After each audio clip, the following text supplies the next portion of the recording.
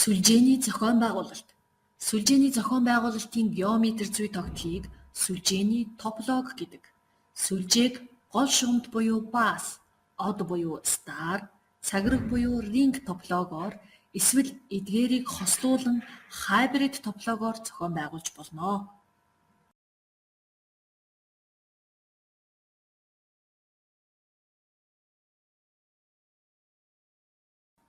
Стар буюу од хэлбэрийн тополог.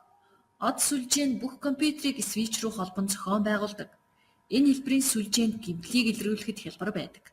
Кабелийн гэмтэл нь тухайн хэсэгт холбогдсон компьютеруудад л нөлөөлдөг.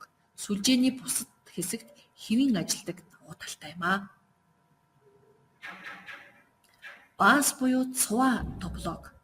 Гол шугамд топологийн сүлжээ нь нэмэлт төхөөрөмж шаардлагагүй.